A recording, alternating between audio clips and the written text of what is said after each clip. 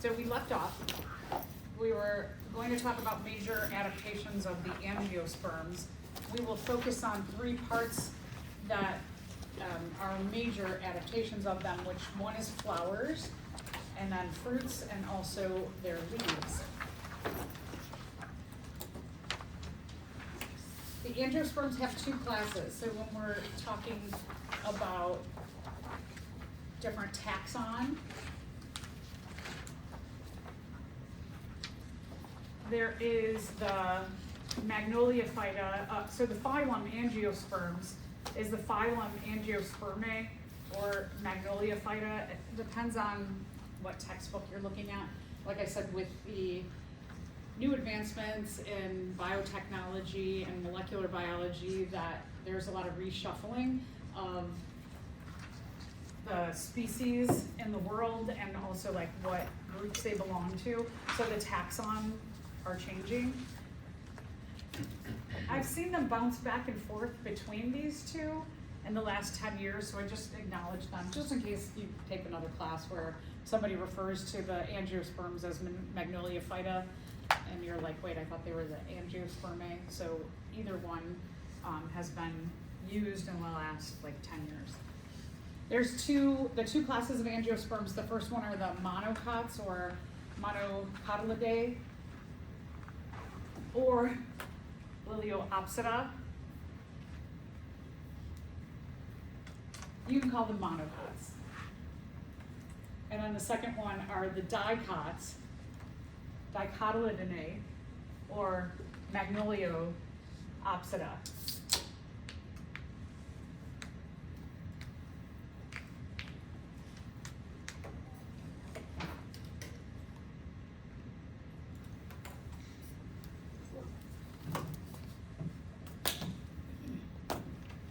So we're going to take a look at the differences. There's 5 main ways to show the differences between a monocot and a dicot. I've got one of each up here. So first one is a tulip. A lily is another example of a monocot.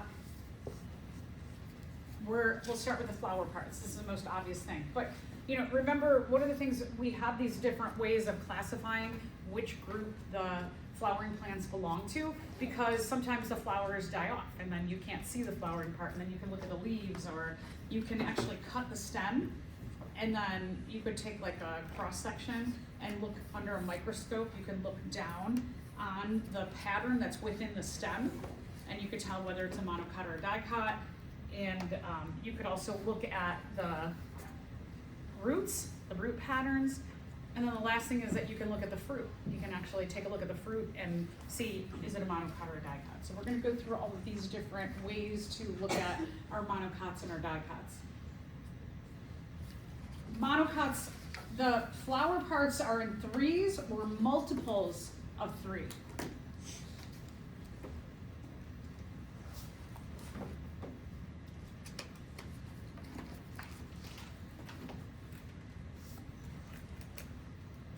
My tulip here, the easiest thing is I can count the flower petals. So there's 1, 2, 3, 4, 5, 6.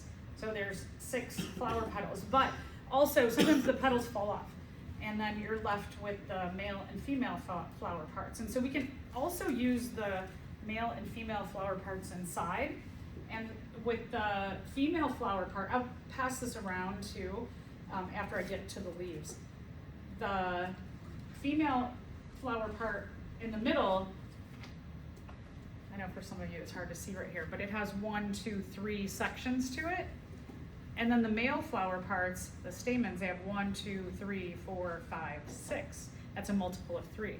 So even if the petals fall off, you can still use these things as well. So that's a monocot.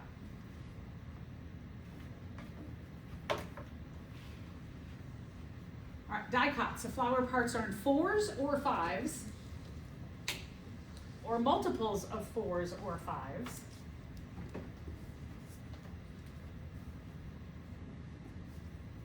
So here I've got a primrose, and the flower petals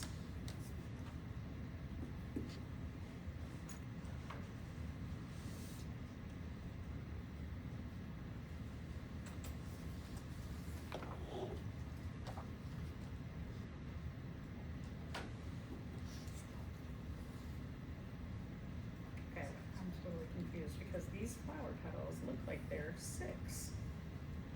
But they should be 4 cut. Okay, oh, maybe I have the worst example up here. I have some rando. Okay. I'm not gonna use the primrose because this isn't a good example. Let's use this one. This has 1, 2, 3, 4, 5 leaves, 5 petals, excuse me. So it's got 5 petals. The male flower parts, all of these little stamens, if we counted them all, they would be in a multiple of 4 or 5. And then the inner part, the carpel, it has, you can't really see on here, but it'll have a multiple of 4 or 5 parts on there. Or it'll be 4 or 5 parts, I should say. Okay, so now let's take a look at the leaves. Let's say that the flower, it's dead and it falls off, or it's just not flowering at that time of year. We can look at the pattern and shape of the leaves. So monocots have smooth edges. You can see here the edges are nice and smooth. The vein pattern on there, remember the veins are the vascular tissue.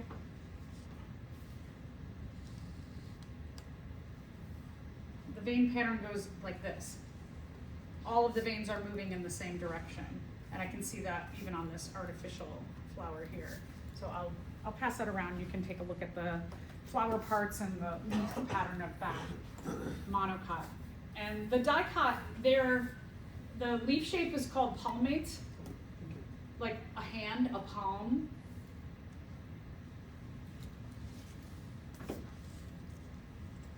A maple tree here, the leaves are like that.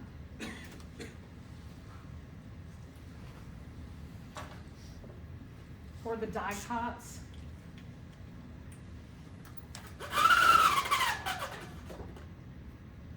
maybe you can see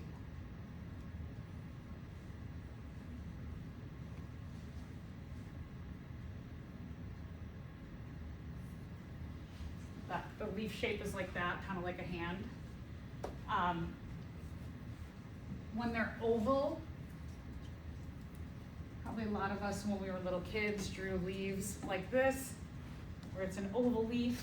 Both of these, the vein pattern is there's one main vein,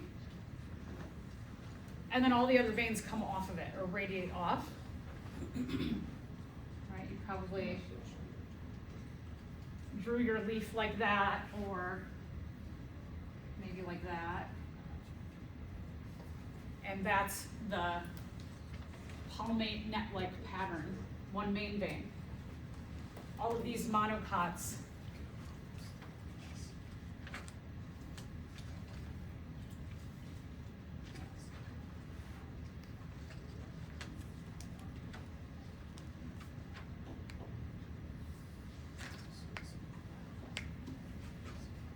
they're going to have all the veins going like this in the same direction.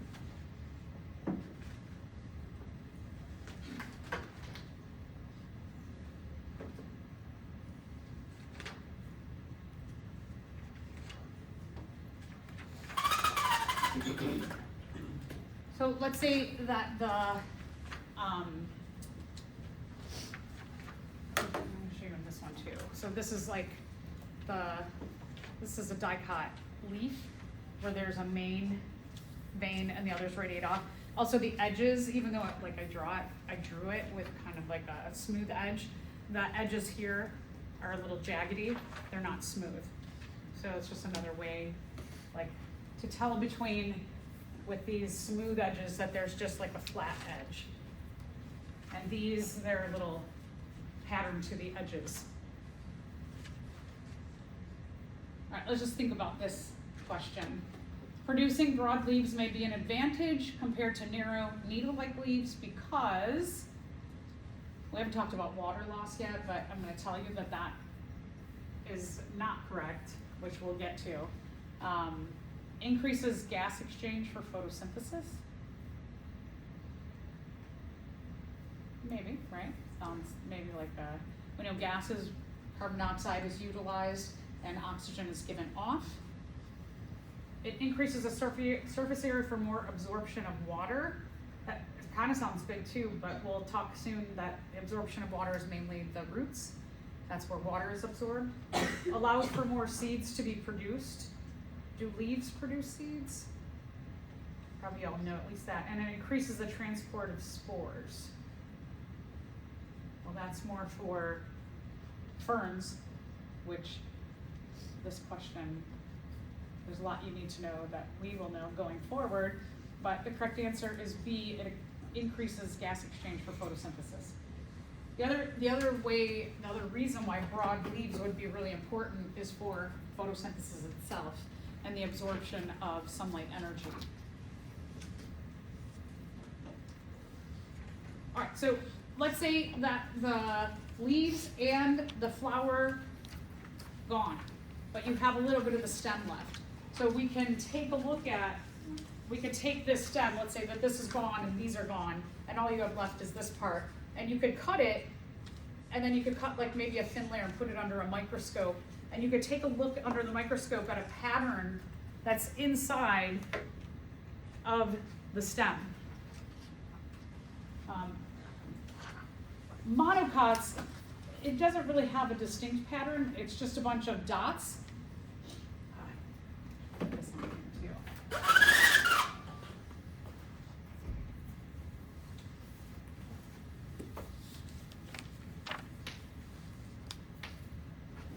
The monocots, this pattern here, it just looks like a lot of dots. If you looked at it, you'd be like, oh, a lot of dots. But if you blew these up,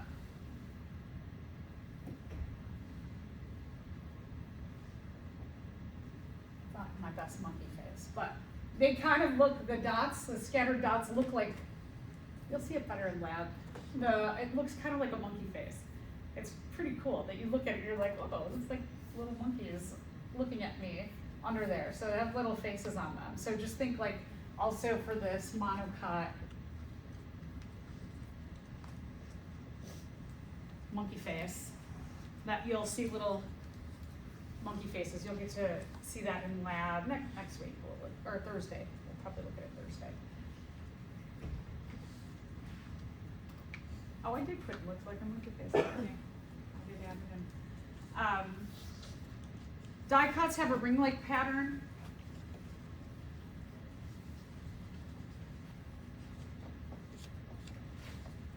Kind of looks like pie slices.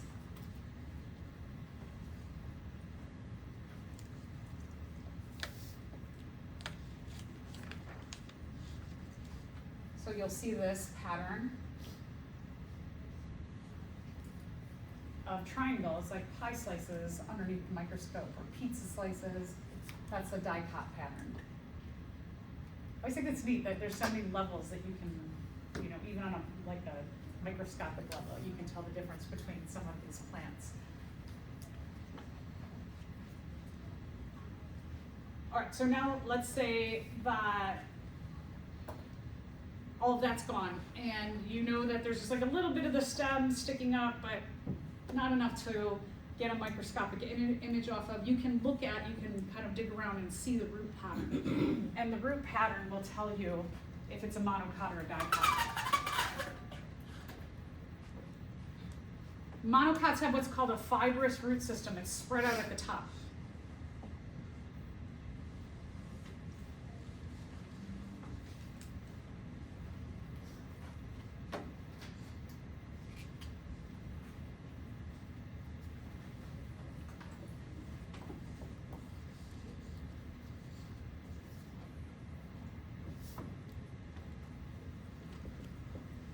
So the monocots, it's the top of the soil.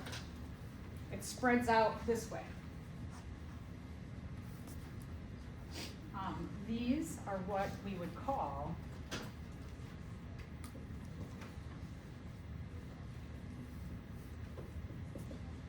annual plants.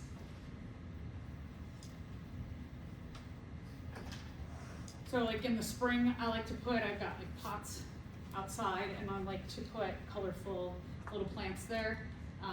And these, I always get some annual plants that are really colorful, but I have to buy them every year.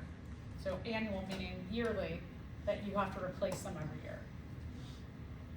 Because once it gets cold, the ground gets so cold or freezes and it kills off the root system. Without a root system, you can't grow back after the winter.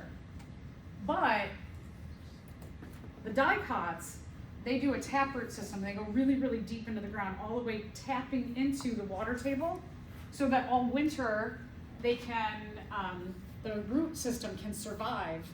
And then when, getting closer, when it gets into the warming of the spring, the roots can produce a new plant when ideal conditions are around. And so the dicots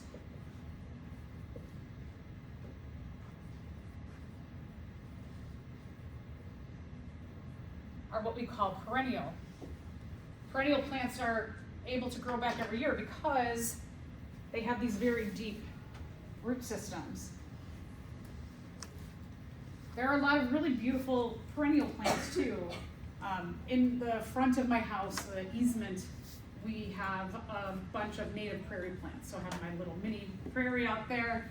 And the great thing is that I don't have to, after the first year, I took really good care of them that first year, and I watered a lot. So that first summer when I planted them, I could establish this deep taproot system. And then the next year, they just grow back every year.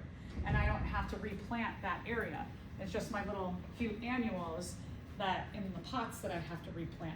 So the perennials are nice because if you're interested in plants and things, and especially like maybe if you have a house now, or when you buy your own house, some of you in the future who don't have a house now, think about looking at perennials to plant around your house, because they come back every year, so it saves you a lot of money, and then also you don't have to water them as much or at all. Like after that first year, you really don't have to water them because they go into the taproot system. The taproot system goes into the water table, so it saves a lot of water. So they're economical in a lot of ways, and also like ecologically economical. All right, so let's say all you have are the seeds. All right, so let's talk about what a cotyledon is. A cotyledon is a seed leaf. You may have seen them when you were looking at your plants the other day. The seed leaf is the first leaf that comes out of the seed. The first leaf, the job of the first leaf is to just give energy so that they can grow more leaves. Cotyledons don't even have veins yet. Their whole job is just like get some photosynthesis going so that they can have the energy, they can provide the energy for more leaves for the rest of the plant to grow. So this is where the names come into play. Mono means one, and di means two. So when we're talking about the cotyledons, there's kind of two ways that mono and di come into play. Is that monocot, one, it means you have one leaf that grows from your seed. And the di, it means that they grow in pairs. So you've got two, it usually goes like two. So one cotyledon for the monocots and two cotyledons for the dicots.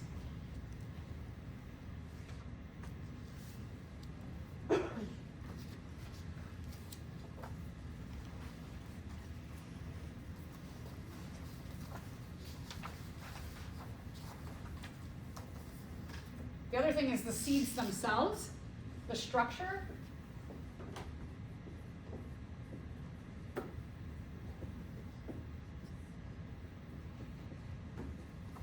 That the seeds for monocots have one piece. So like a corn kernel, every one of those corn kernels is one piece. Every one of the corn kernels, you could plant them to grow corn.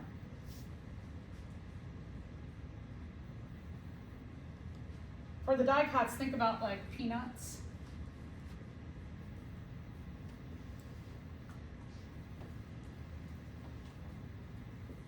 That the dicots, they have two pieces.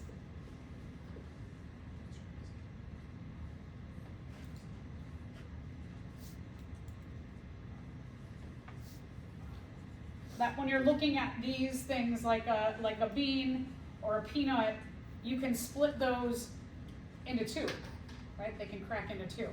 So the dicots, the seeds have two pieces. The monocots, they have one piece.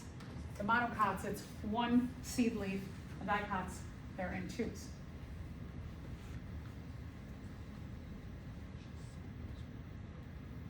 So this is a nice little summary of how do you tell the difference between a monocot and a dicot. That monocots, the flowers are in threes or multiples of three. The dicots, they're in fours or fives or multiples of fours or five. In monocots, the leaves have smooth edges, and you can see all the veins run in the same direction. They're all going down in the same direction. With dicots, you have palmate leaves or oval leaves. They have one main vein, and all the other veins radiate off like a net-like pattern. One main vein, and then the other veins radiate off. If you looked under the microscope at the stems, the monocots would be scattered and have little monkey faces looking at you, and the dicots would be like a pie. You have little pieces of pie. The roots for the monocots are fibrous and close to the surface, and the dicots run very, very deep. They're taproot system. Monocots, the seeds themselves are one piece, mono for one. For dicots, the seeds have two pieces. The cotyledon, or the seed leaf, is one part with the monocots, and the dicots, there's two parts. So this is a nice little review of everything we just talked about. So now that you know the difference between a monocot and a dicot, let's answer this question. You are on an expedition through a tropical rainforest and find a plant that has woody growth, parallel leaf venation, and flower parts in multiples of 4. Why is the botanist of this group incredulous or unconvinced? I also think this one is like answers that question. It's got flower parts in threes, but it has a vein pattern that is net-like and oval. Okay, so do you think that this describes, let me tell you one thing.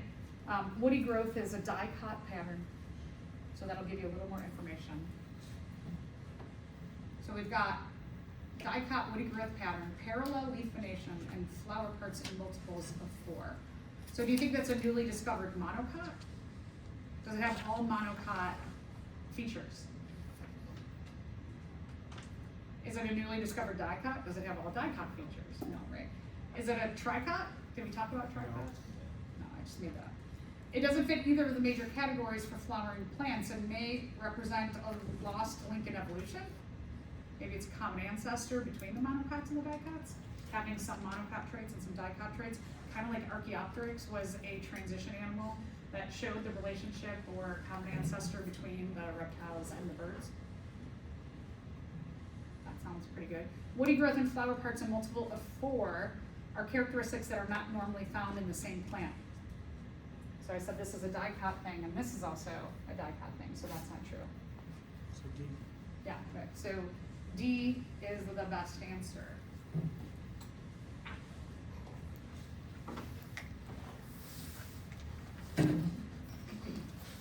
All right, so here's a term about plants.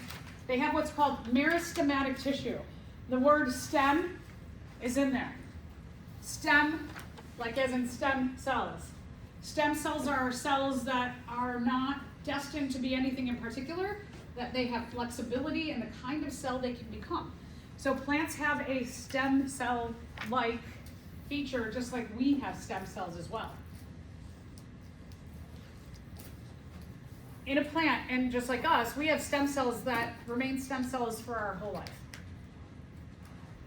Like in our bone marrow, we have stem cells. Those stem cells can give rise to different kinds of blood cells.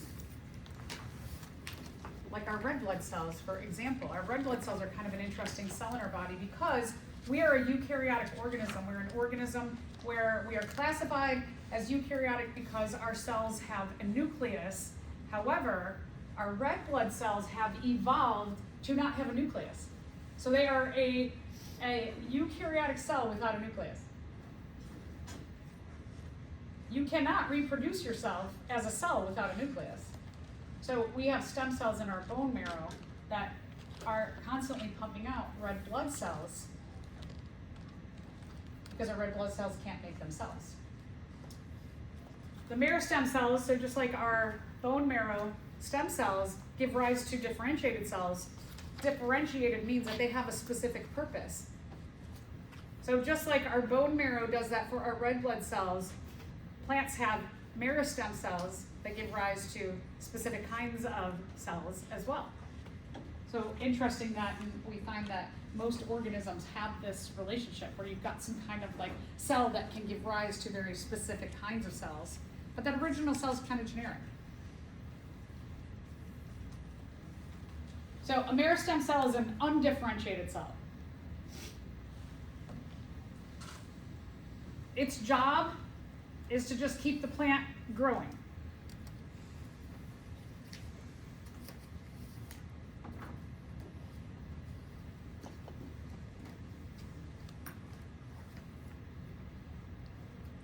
You'll find these usually like in the trunk of a tree or the main stem of the plant. Here, you'll find these marrow stem cells, marrow stem. Another thing, it's the stem of the plant. And perhaps that's where stem cell came from, was somebody figured out this marrow stem cell in the plants and then just were like, oh, because plants have these undifferentiated cells in the stem of the plant, let's just call it a stem cell for everything.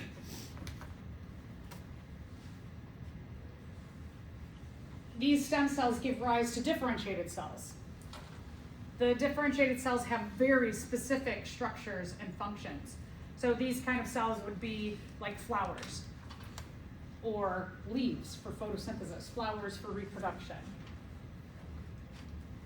The bark of a tree.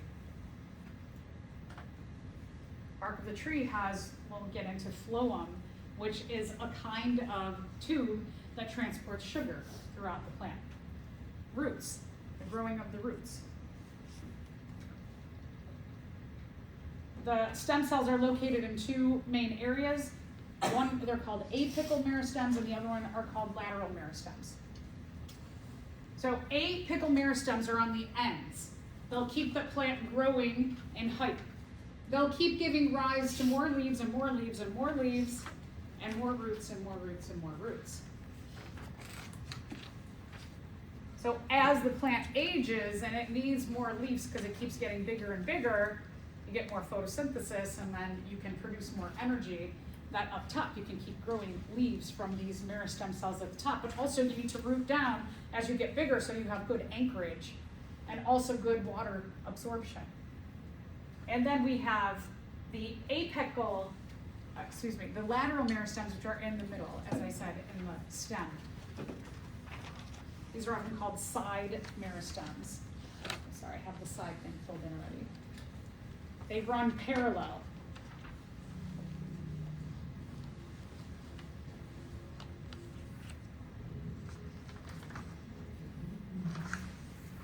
That's also filled in? Oh, sorry, I have that all filled in, don't I? Okay, there, they grow in girth, and I just have girth. I didn't get rid of all the highlighting. Sorry for the confusion. So they grow in girth. They make the plant wider. Makes the stem wider.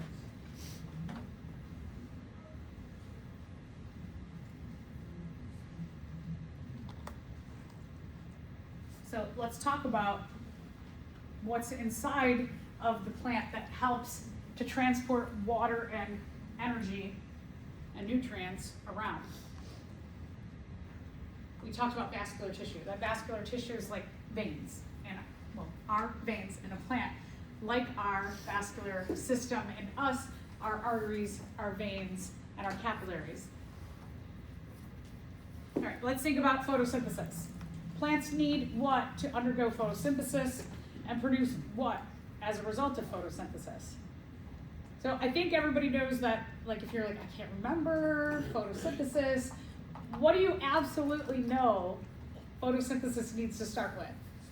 Yeah, sunlight, right? We all can. So like if you get nervous on an exam, and this is more of like a thinking question, so like, okay, you can think about this and figure this out. So that, sunlight is up in the front. So this one looks good, right?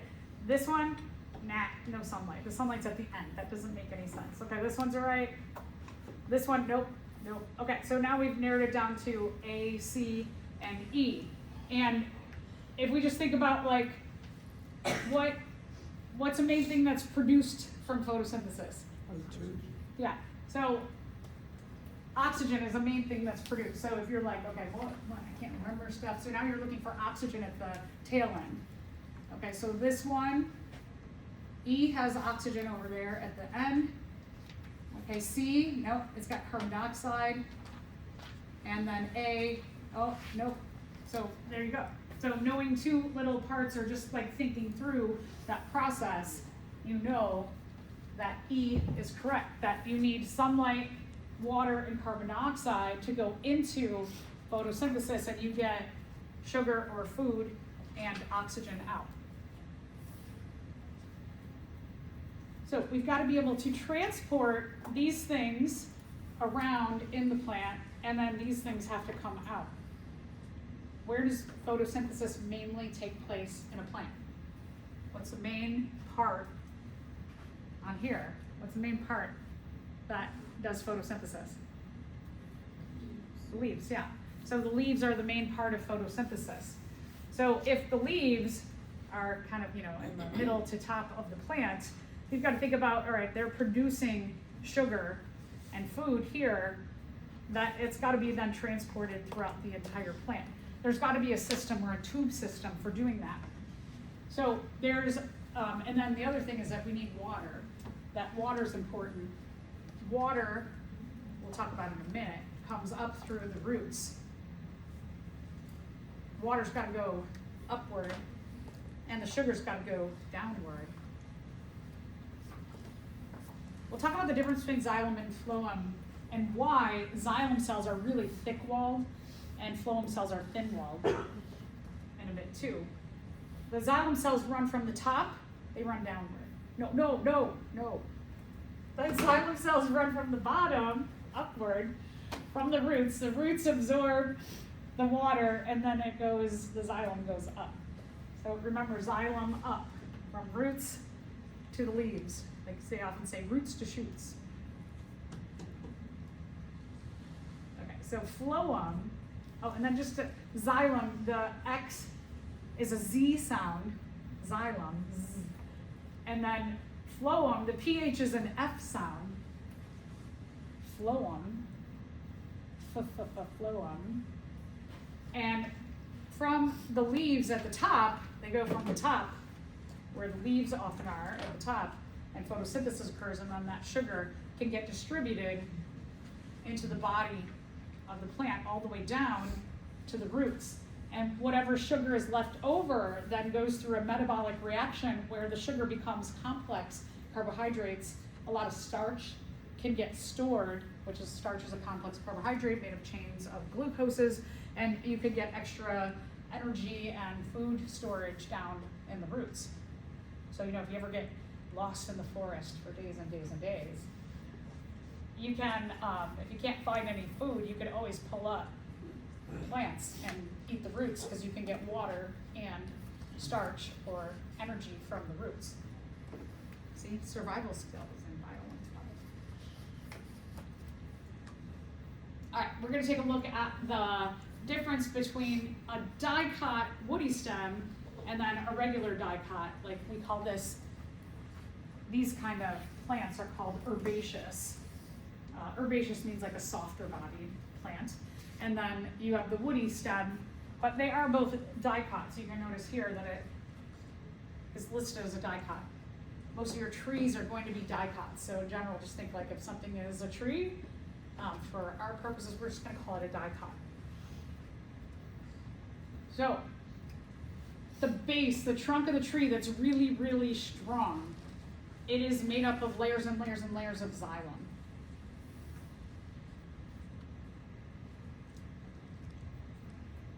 So if you ever looked at the rings of a tree, cut a tree trunk, and you look at a slice of the tree, you see those rings. And those rings are made up of every 2 layers is a year of growth of that tree.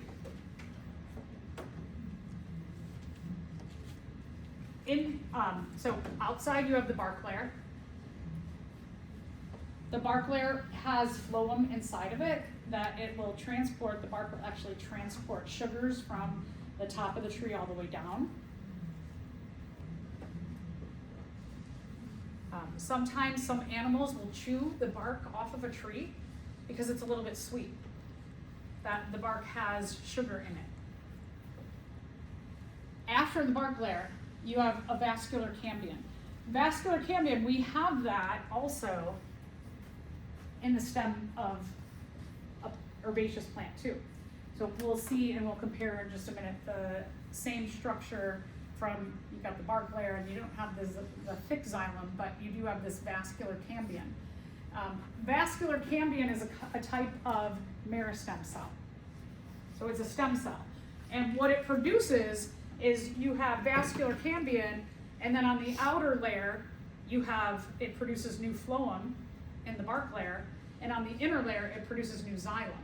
So this layer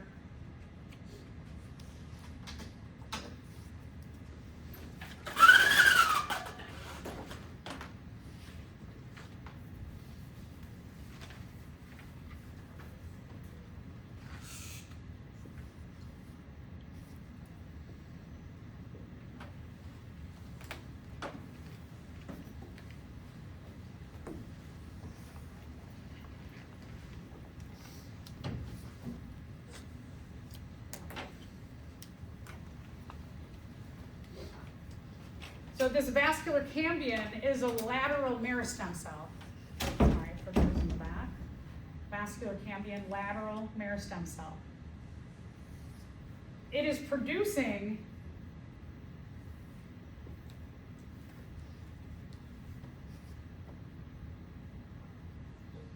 phloem in the bark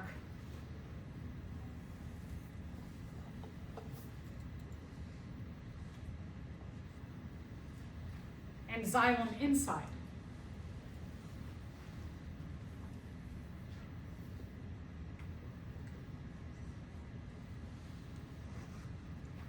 And then outside you have the rest of the bark.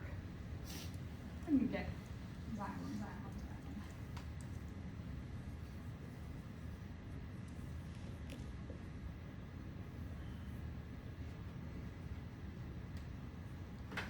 So you've got the bark, and then you have phloem that's in the bark, and you have vascular cambium, which is a lateral meristem, and then the vascular cambium produces xylem inside, and this is old xylem. And old xylem we think of as like the main heavy part of wood.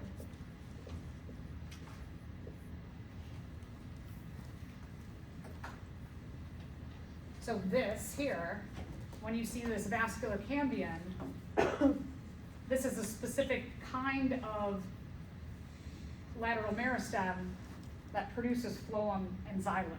This is also going to be present in these herbaceous plants as well, but they don't compound the xylem like wood does.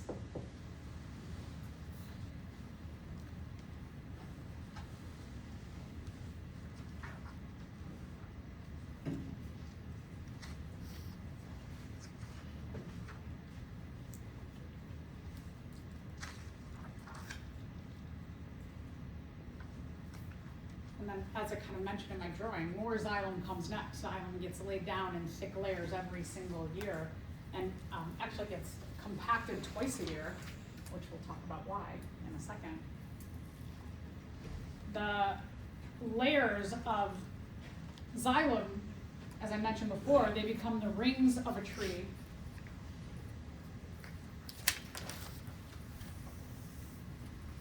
And there's actually, as I said, there's 2 layers laid down every year in the rings of a tree. One is a dark color and one is a light color. So if you've ever counted, I mean, maybe when you were in 3rd grade or something, you might have counted the rings of a tree. When you've counted, you either focused on counting the light layer or the dark layer. You didn't count 1, 2 as the light and the dark. You just picked light or dark, because those 2 layers add up to 1 year. So you could count light or dark layers, and then you could figure out the approximate age of a tree. I think it's pretty cool that you can do that.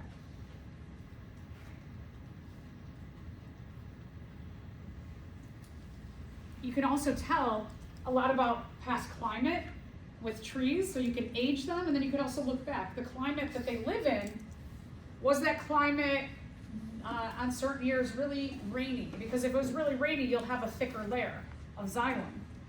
Or if it was a drought, you'll have really thin layers of xylem. So I think that's pretty cool too, that it can give an idea of, if there's a climatologist or an ecologist and they want to know the history of that forest and the climate, they could take one tree and they can cut it one tree down and get an idea of the entire area and what had been going on.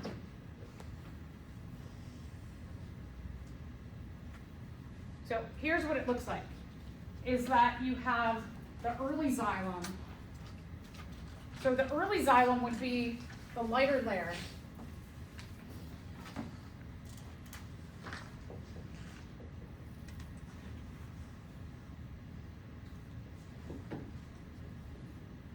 Early xylem would be the spring.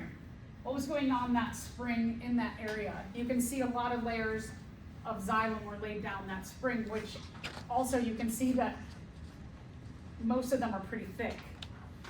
That there's probably a really, really rainy spring there. And the summer, you do have a lot of layers, but in the beginning of the summer, you can see it wasn't as wet in the beginning of the summer. You do have a lot of layers, but they're not very thick. And then up there at the end of the summer, it looks like they got a lot more rain than they did at the beginning of the summer, but not quite as much as in the spring. So again, you get a little idea about the climate from that.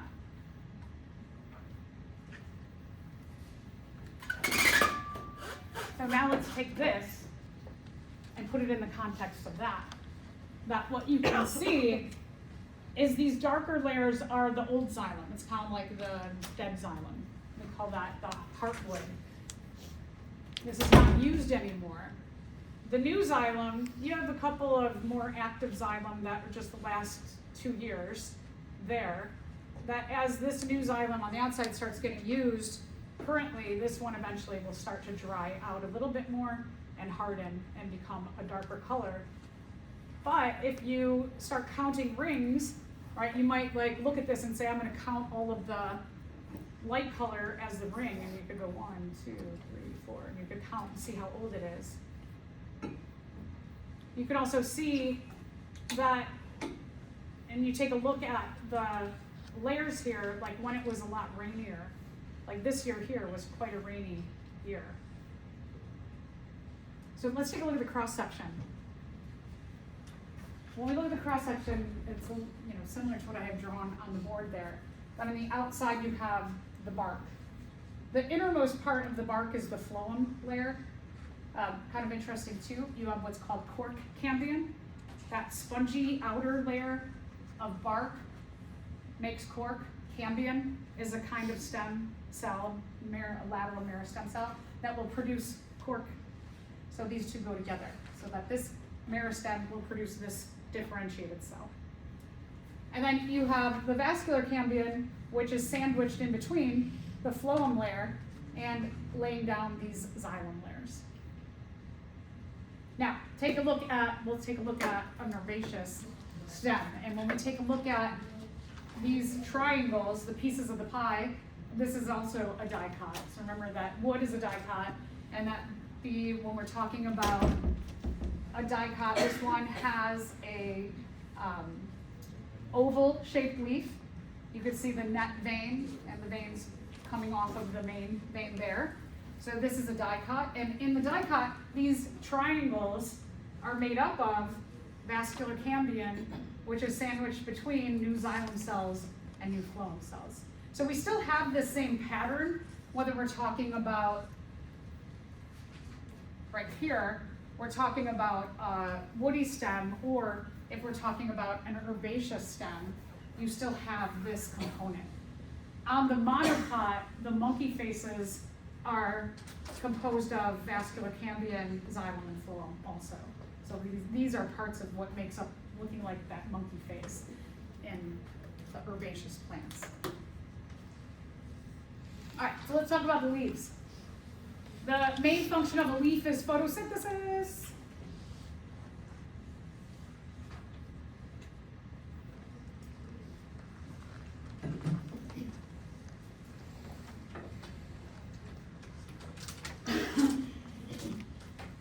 An important part of photosynthesis would be gas exchange, right? Getting carbon dioxide in so that those carbons can become the 6 carbons, 6 carbon dioxides become the 6 carbons that make up the 6 carbon sugar of glucose. So not only is it like directly photosynthesis, the metabolic process of photosynthesis, but also that gas exchange too for photosynthesis. All right, we're going to take a look at the cross section of the leaf. Like us, here's another thing. Leaves have a dermis, an epidermis. They have skin.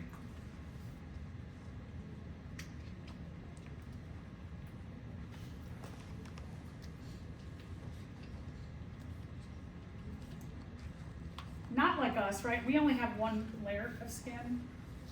I mean, I guess we could have like, you know, it kind of is all connected, but they have, in a leaf, they have an upper epidermis and a lower epidermis on the leaf. So if you're looking at this, you've got an upper epidermis and a lower epidermis here. Inside of the lower epidermis, let's take a look at the bottom of this.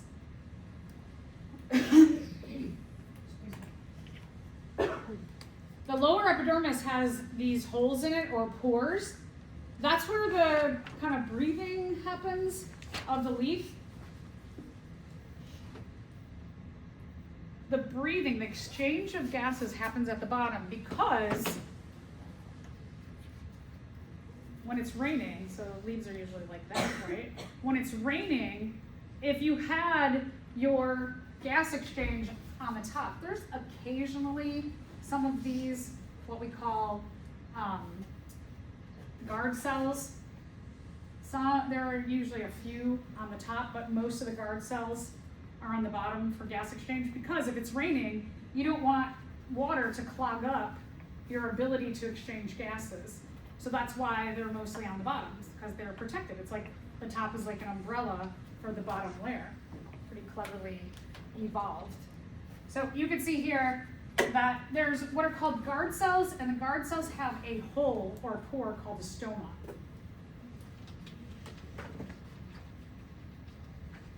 That's where the exchange of gases happen. Also, All right, so the guard cell is the actual cell. The stoma is the pore or the hole.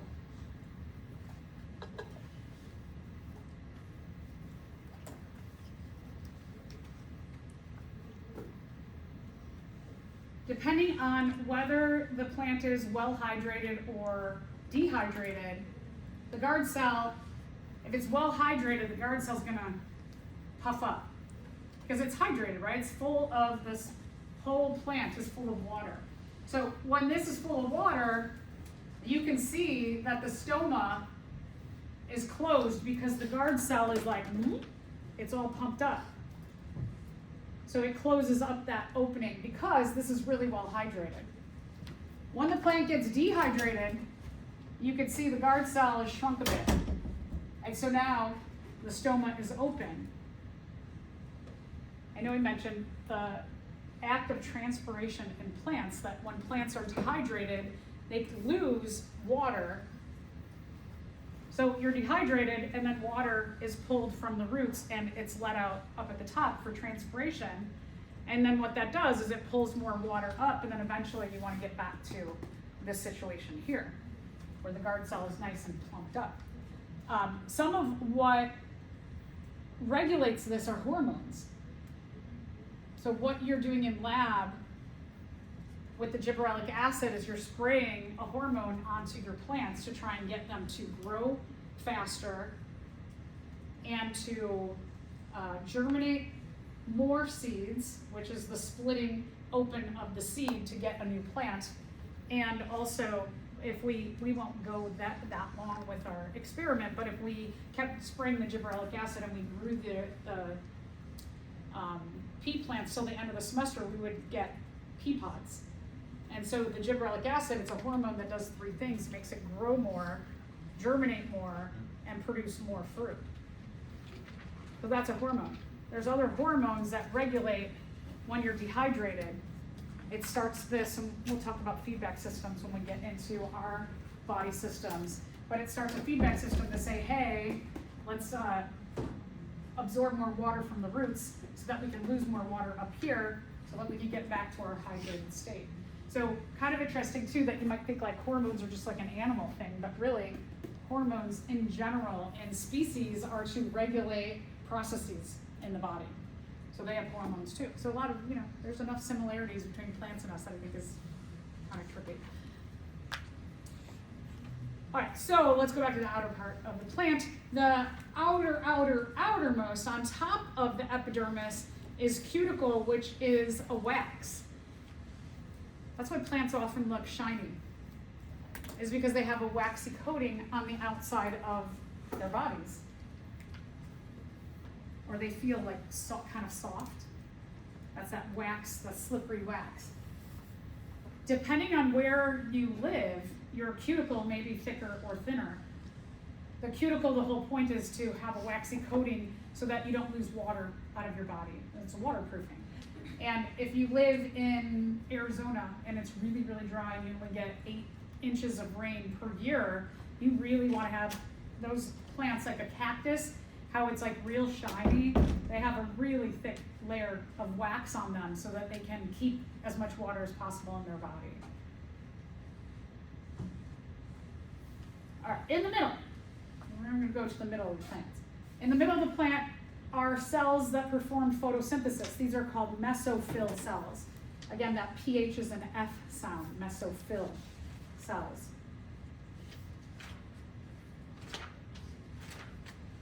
Now, I want you to notice that these are mesophyll cells up here, but so are these. And we have 2 different kinds of mesophyll cells, depending on, are you an upper mesophyll cell or a lower mesophyll cell? So let's take a little closer look at those. Mesophyll cells, which undergo photosynthesis, are packed with chloroplasts. So that's why the leaves are really, really green, because of the chloroplast. You might have other kinds of light-absorbing pigments as well that are also in these mesophyll cells. We usually don't see them until the fall, when the chlorophyll breaks down. When it starts to get colder, chlorophyll will break down first, and then you'll see those other kinds of pigments that are like yellows and purples and oranges and reds. But mostly, chlorophyll is the main light-absorbing pigment of photosynthesis. Right, so as I mentioned, these 2 kinds of mesophyll appear very different. So the top are called palisade mesophyll cells. They are long cells. They call them columnar, like columns, like a palisade column. So columns of them. They're packed closely together. You can see they're all at the top here, packed together. So this is great for a couple of reasons. One is that you've got just tons of these cells packed closely together. They're packed, not only together, but they're packed with chloroplasts. So you know that the upper surface of the leaf, it gets the most sunlight. And so here's a nice evolutionary strategy to have tons and tons of cells in this area that are long and skinny and packed with chloroplasts for photosynthesizing, where you get the most sunlight. Now, remember the bottom has these guard cells in there, and the guard cells, not only do they release water, but also the guard cells, they're going to take carbon dioxide in and let oxygen out. So around these spongy, you call them the lower mesophyll cells are called spongy, because like a sponge, there's pores or holes. And these pores, these open areas in the bottom part of the leaf are really important for, 1, allowing water to come out of the guard cells, and 2, that you have to have gas exchange. You've got to have an area where carbon dioxide can come in and oxygen can come out. So you've got water and the exchange of gases happening here. So that's why they're called spongy, like a sponge, and they have a lot of space between them to allow space for exchange of gases and also the loss of water, that you can keep some water there. So like you're trying to figure out, like if there's a cross section of a leaf on the exam, which there might be, that you go like, oh, I can't remember which one is spongy and which one is palisade. Think like a sponge. This looks more spongy, where there's pores or holes. So this would be the spongy mesophyll. And then you have areas of vascular tissue. Remember, vascular tissue are veins. So when you take a look at either of these leaves, here you can see there's a vein pattern. And those vein patterns are here, that you've got them inside. Your veins will have xylem and phloem, and then also in the middle, you're going to have a layer of vascular cambium to produce those xylem and phloem. So that you do have also the veins that you can see in the leaf as well. The veins are usually lower and amongst the spongy mesophyll. So my primrose here, if I take a look at it, I can see the vein pattern, but the veins really stick out on the undersurface. I can feel them sticking out.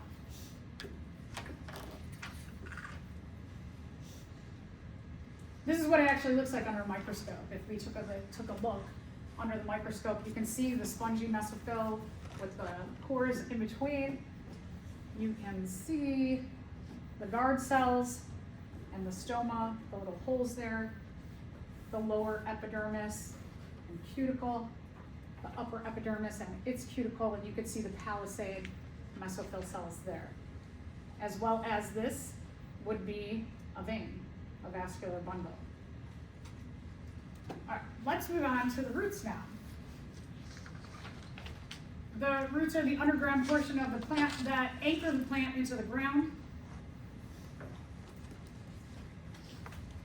Sometimes if you get, let's say you plant a tree and they come and they bring this pretty well-grown tree, because they dug that tree up, the roots aren't the full roots. So you might have to put, like, if you've ever seen some boards, like people have a tree and they put some boards up to hold that in place. The reason they're doing that is because the new tree that just got dug up, it needs to have support until you get the full anchor system of the roots. And anchor systems of roots, they can cause trouble in houses too.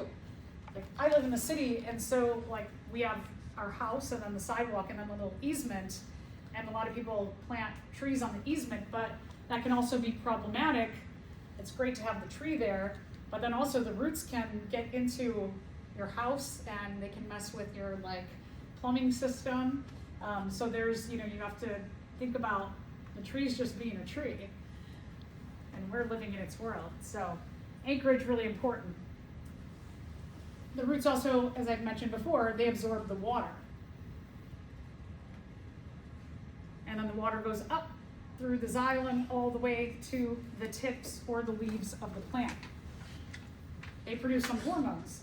So if the roots detect that the plant is dehydrated, it's going to start sending messages all the way up to the guard cells, and it's going to be like, get ready to transpire. You're going to lose some water so that we can hydrate the rest of the plant.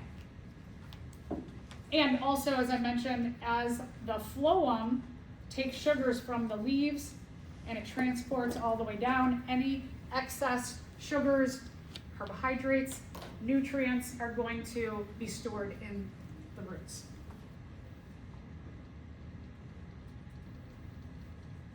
So this is pretty cool. If you looked at roots under a microscope, what you would see is not only do they have like the main roots and then they branch off, and even on the smallest branches, you would see that they have branches. They have little root hairs, so that you get a lot of surface area for the absorption of water. Right, I mentioned this last class.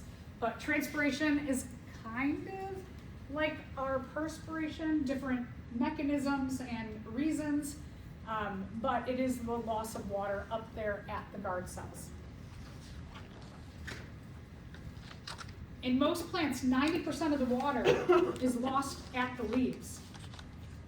So that transpiration is really important for getting water throughout the whole body of the entire plant.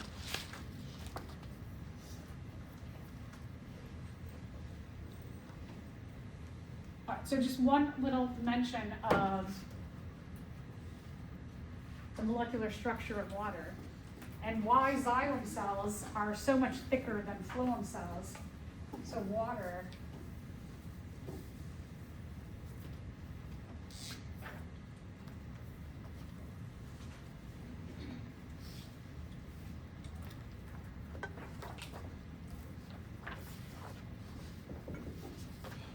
water's a polar molecule. Water is called a polar molecule, polar compound, I should say, because it has, based on its molecular properties, it has a slightly negative side and slightly positive side. So this funny S is slightly positive. If you took Bio 111, you probably went through this. And water, what happens is that water will start to bond to itself.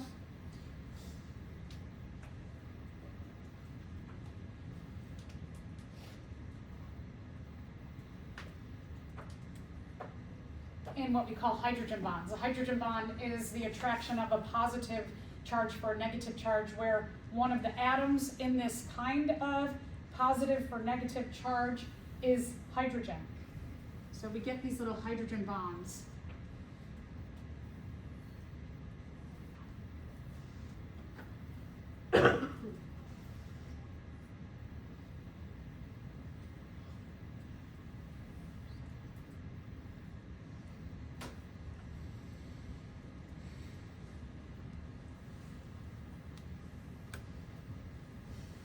And what water starts to do is water can stick to itself, it can stick to other waters, and then it starts to just go round and round and round and round and round and round and round.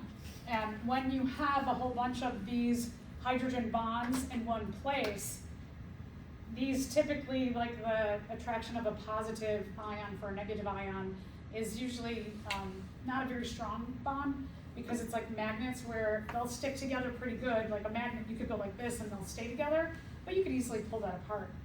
And so this kind of attraction is usually a weak bond, but when you have a lot of them in the same area or water altogether, it makes it really hard to pull any one of these apart. They become strong in number. And so water, when you have a bunch of water together, it has a lot of really unique properties. And one of the properties is that it like becomes very, very strong, almost like a rope. Now imagine water from here. If water is being pulled up and it's like a rope, and water, you start to get transpiration. You have the opening of those guard cells because the top of the plant is dehydrated, and the water starts getting pulled in a rope all the way out.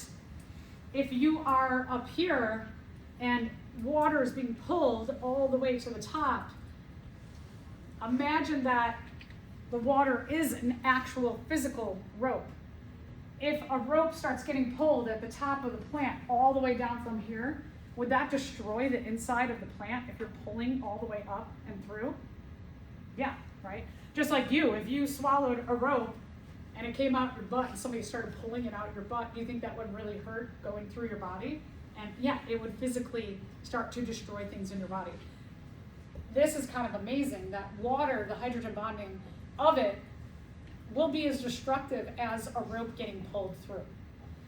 So the xylem cells are designed to have much thicker walls to withstand that pulling of the water all the way from the roots to the top. And that's why those layers of xylem that are laid down every year end up becoming what we know as hardwood. Is all because the plants inside have evolved mutations to withstand the pulling of water throughout and leaving behind these layers of xylem that become hardwood. I think it's like crazy, right? Just little bits of water. All right, so a couple more things. I know I talked about this last time, so we can go through this kind of quickly, that the transpiration, it leads to precipitation. Like when water is let out, it accumulates in the atmosphere, and when a lot of water accumulates in the atmosphere, it comes down, then it rains or precipitates. The more plants you have in an area, the more water goes into the atmosphere, the more rain you can have. So a rainforest each tree in a rainforest can lose as much as 200 gallons of water a day. That's a lot. So that can really create this very moist atmosphere and create these like huge dumps of rain or these storms that can happen on a daily basis. So when there is deforestation and you get rid of those trees who are each losing hundreds of gallons of water a day, and it's not going into the atmosphere, it has a dire effect on the surrounding community.